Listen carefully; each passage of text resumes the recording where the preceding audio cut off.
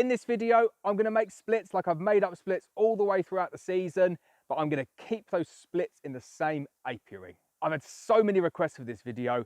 Everyone watches the making splits video and says, I've just got one apiary, so what do you do if you keep them in the same apiary? And you can do it, you definitely can do it. My preference is always to move them to a different apiary because it does make the process easier. It's absolutely fine doing it in the same apiary though. Few really important steps that you need to follow. That's what we're going to cover in this video. So as with all of these videos, you will see all of the steps. I'll stitch them all together into a single video. So make sure you stay tuned to the end of the video to see how strong these colonies get after about 2 or 3 months' time. We'll cover all the key important points from making the splits, introducing the queen, knocking down the queen cells, making them hopelessly queenless, releasing the tab, releasing the queen, building the colony up, feeding the colony, getting them up to strength for winter. So the biggest piece of feedback I've got from people is I talk too much. So again, none of the talking. I'm going to put my bee suit on, get the smoker ready. Let's go and make some splits. Right, so let's make some splits that we're going to keep in the same apiary. Now, as always, when you're making splits, all you need to do is add some brood, add some stores, add some frames, add a queen, and you've got a colony. But if you do that in the wrong order, or you do it in the wrong place, you either lose all the bees, the brood dies, they don't accept the queen, so you just need to follow the right steps. And the colony that you can see in front of me here, can't see the box that I've got down there, so I'll just flash that up now. I did a demo split on this last week, so I've just been coming through this one. I've got a top box on the top with loads of frames, brood in there, and they've pulled out some emergency cells up there as well, and there were some swarm cells in there anyway. So for the purpose of this video, forget about the swarm cells. I'm just going to pull them down. I'm going to use the brood frames in that top box to harvest some frames of brood, some frames of stores, and some bees, and I'm going to put them in my new box. So this is the frame of brood that I'm going to use. You can see they've drawn all that excess stuff down there as well. I'm going to take that off. I just want the national deep. So I'm going to harvest that national deep frame now, and I'm going to take that over and put it into my nuke.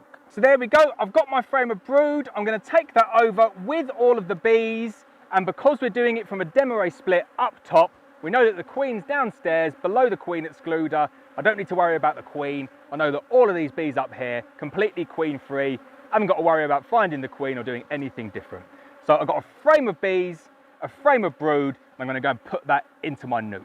Now, I've just adjusted the camera angle there because I want to show you how close to this hive I'm making this split. So here's my frame of brood. I'm taking it over here and I'm putting it into my nuke over here with all the bees in as well. Now, in this nuke, I've got 4 frames of drawn comb. You can do it with foundation, but if you're doing late splits, the more drawn comb you can put in there, the better. Really does make a big difference in terms of their growth and their ability to expand at a quicker rate. So here's the nuke now, 1 frame of brood, 4 frames of drawn out comb. I'm going to go and find a frame of stores as well, and then that is the split pretty much complete.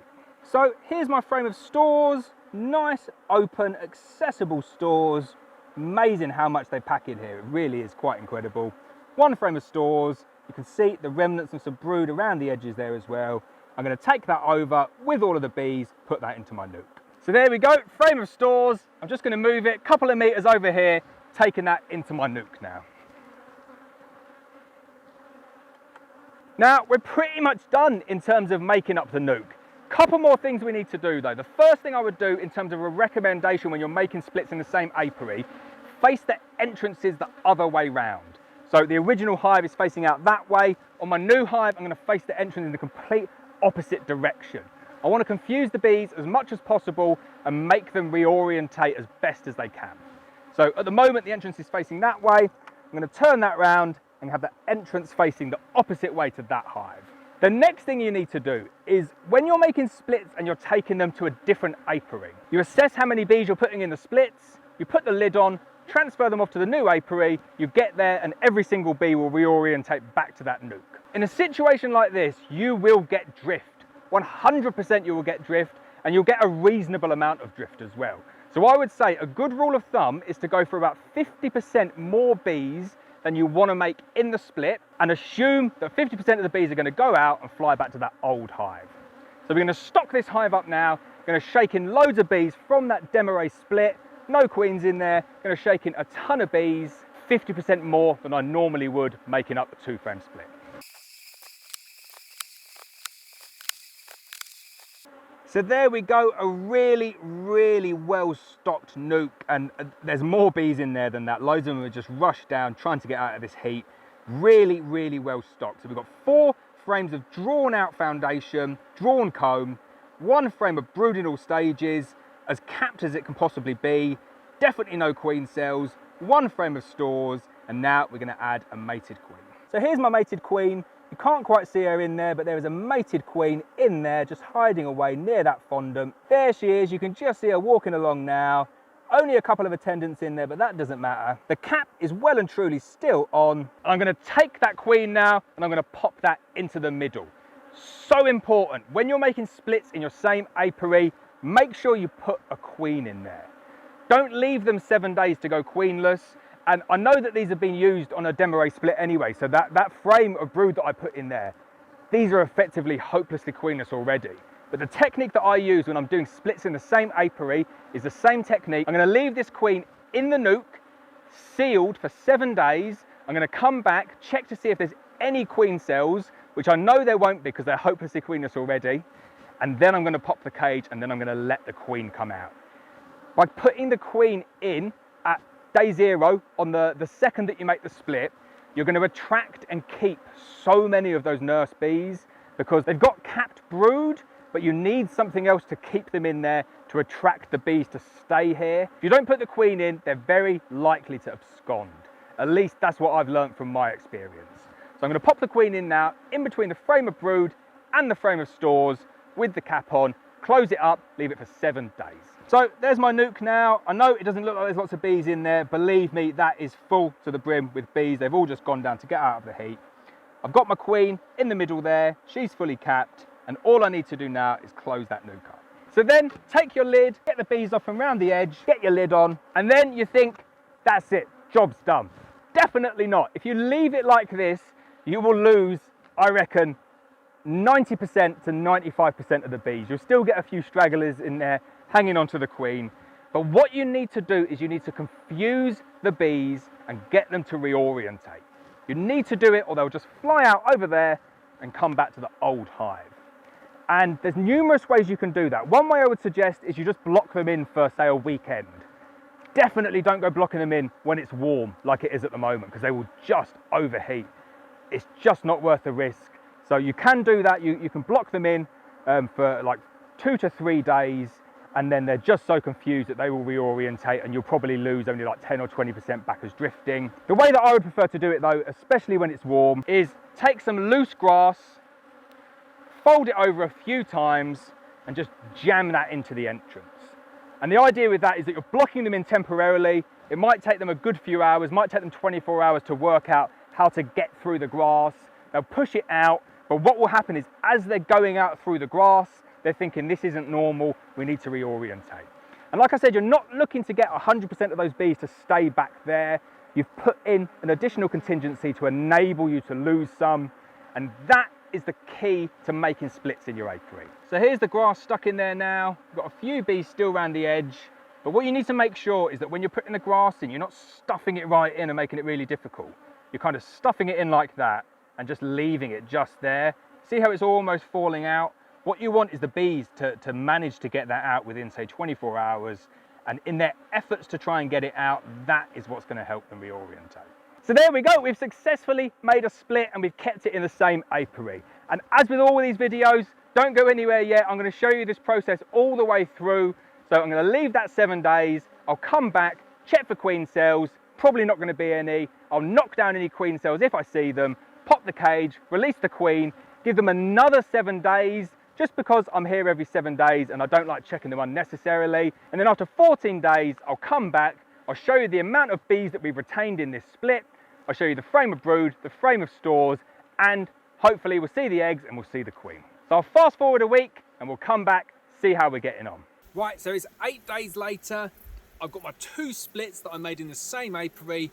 Let's get inside, see if the queens are alive, see if there's emergency cells, and the big one, see how many bees have stayed in the splits. So here we go, here's my first nuke, and as you can see, not that many bees. And this is why I always recommend going and making your splits in a different apiary. Because it's just a case of balancing how many bees you want in that nuke, taking it to a new apiary, and you keep all of the bees in that new nuke and they reorientate to that spot. When you're doing splits in the same apiary, it's always a little bit of a gamble. But don't worry about this. This is what I expected to see. I had 2 frames of brood in there, and I've kept enough bees to keep 2 frames of brood warm. That's all I needed here. It's a 2-frame split. I'm not expecting anything bigger than that, and you just need to take that into account when you're making the splits. If you're doing it in the same apiary, you will get a huge amount of drift, but as long as you open it up and they're covering the brood, it's mission accomplished really. They will grow and grow from there. So here is the other nuke that I set up at the same time. I didn't cover that on the video, but I did exactly the same process. A couple of frames of brood, and again, 2 or 3 frames of bees in this one. This one here, ever so slightly stronger, but as long as the bees are covering those frames, you're good to go. So next thing we're looking for, has the queen survived? And in the second one, yep, she's definitely survived. She's wandering around. There you go, you can see her there. All is good, we have an alive queen. Same with the first one, you can see the queen there. Nice big white spot on her. They will have fed her, kept her in really good health in that cage. Both still sealed in at the moment, and we're going to cover that in the next part of this video. I hope that's really interesting, and I hope that's useful to see. The amount of bees that we threw in there was enough to cover a 6-frame nuke and make it a really strong 6-frame nuke. The bees will have gone out, they've gone and foraged thinking everything's okay. They won't have remembered that I've transferred them to a new nuke. It's just not how bees work. They go out, they know the surroundings, and they go back to where they're originally orientated to. The bees here would have been nurse bees, they would have been blocked in, they would have been confused. You would have got a few of them would have reorientated to this spot, and then you've got some nurse bees that have just come on a little bit as well. So don't be disheartened if this is what you see. If you try this manipulation, this is what will happen. So just take in mind, don't put too many frames of brood in there. I think when you're doing it in your same apiary, 1 or 2 frames of brood, absolute maximum. So what we're going to cover now, you need to go through the frames of brood, shake off all the bees. There will be emergency cells, almost certainly. We're going to take down those emergency cells, we're going to open the cage, and then that's that part of the manipulation complete. So let's get into the nuke, see if there's any emergency cells. And then on the second colony here, we've got emergency cells. So like I say, the bees, they just go and do whatever they want. I tend to find they at least make a couple of emergency cells, but sometimes they do, sometimes they don't. All we're going to do, if you find emergency cells, get them in, take them out with your hive tool, just remove them like that. You need to make sure they're completely gone. You're moving the colony into a state of hopeless queenlessness, and then we can release that. So same again with this nuke here, taking off the tab, placing it down in between the brood frames, or the brood frame and the stores. We're going to close that up, give it another 7 days, and then we'll come back and see it. So it's as simple as that. I told you you were going to have a dramatic drift from the nukes that you've made up back to the hives, and hopefully that's kind of what you were expecting. But it's end of July at the moment. That size colony there, which is 2 frames, is going to expand at a crazy, crazy rate. These will be very, very strong nukes going into winter. So don't worry about the size of the nukes. They're perfectly acceptable for this time of year. So when you're doing your introductions of the queens like that, we've popped the tabs now. They're going to do a slow introduction. The worst thing you can do after all this time is go back in after 24 hours just to check to see how they're getting on. I've seen it happen with my own eyes. You go in, the queen's walking on the frame, you lift the lid up, you take out a frame, and they ball the queen. And I don't know why they do it, and they don't do it all the time, but just don't give the bees a chance to mess things up. Give it 7 days. There's nothing that you can benefit from by going in early to check this. They will eat through the fondant. If you've got that amount of bees in there, they will get through the fondant. Give it 7 days. Hopefully, you'll go back in, you'll find the queen, you'll see she's laying eggs and everything's fine. If they've released the queen and she's not laying eggs, don't worry about that at all. Queens don't lay eggs all the time. It might be that it's really bad weather. It might be that she just needs a couple of weeks to come into lay.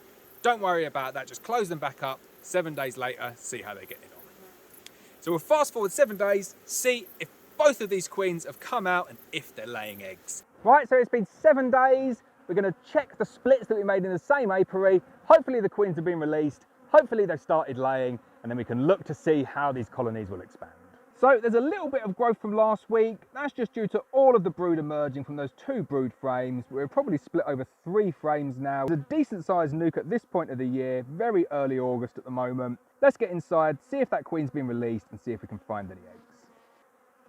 So we've got a completely empty queen cage. They've eaten through all of that fondant. And then on this side of the frame over here, we've got a queen. So we've got a successful introduction in this first split over here. And then when you look into the middle, which is always impossible to do, you can see that she is laying up the center of that frame with eggs as well. Straight into split number 2, and there we go. The queen is in split number 2 as well. Really good looking queen. 2 successful introductions from making splits in the same apiary. So there we go. That's 2 successful splits in the same apiary, 2 successful queen introductions. Now, I'm not going to fast forward the video any further than that, because all that's going to happen with these colonies now is they're going to grow and expand. They're on 3 frames already, and this apiary here, we're so close to the Himalayan balsam, they are going to be absolutely booming by the time it comes to winter. Probably going to be looking at extension boxes for both of these because they're big colonies already.